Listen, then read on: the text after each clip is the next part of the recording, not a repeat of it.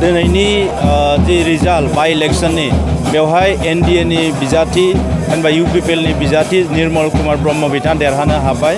बे देरहानायनि थाखाय आरो देरहाहोनायनि थाखाय आं गिबियावनो सिडलीनि गासैबो हारि माहारि रायजो राजाफोरखौ साबायखर बावो।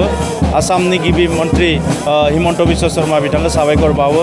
बिटिआरनि मानगोनां सीएम प्रमोद बर' बिथांनिसिम साबायखर बावदों आरो जोंनि इउपिपिएल बिजेपि एजिपि नि मावथि बिथांमोनखौ आं साबायखर बावदों। आरो बे देरहानाया गोजोननि देरहानाय, बे देरहानाया बिटिआरनि रायजो राजाफोरनि जाफुंसारनाय आरो बेनि गेजेरजों दिनै गोजोन गोरोबथानि उनाव जोंहा मोनसे गोजोन थासारिनि गेजेरजों जि जोबलांबाय बिसायख'थि, बेवहाय दिनै मोनसे मेसेज जे जोङो गोजोननि गेजेरजों जे ओनसोलाव जौगानाय फैगोन आरो बेखायनो रायजो राजाफ्रा दिनै गनायदों।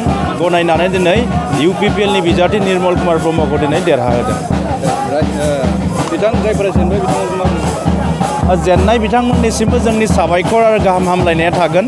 बिथांमोनाबो राजखान्थियाव दिनै खायसेया गोदान खायसेया गोजाम बयबो बाहागो लादों। डेम'क्रेसियाव बयबो गावनि राइट्सनि थाखाय खामानि मावनो हायो। दा आं बिथांमोननिसिमबो साबायखर बावबाय। नाजागोन, हयथ' नाजानाय थाबावगोन बिथांमोननियाबो उननि समफोर।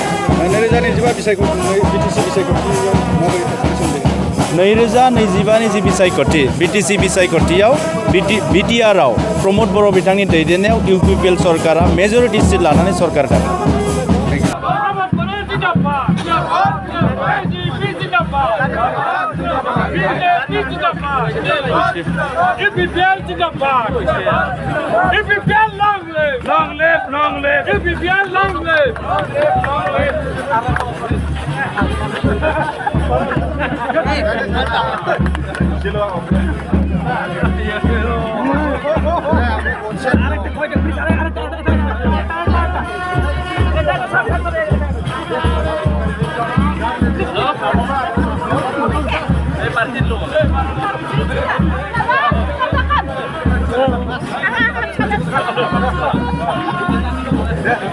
निर्मल कुमार ब्रह्म जिंदाबाद, APPR जिंदाबाद, प्रमोद बर' जिंदाबाद।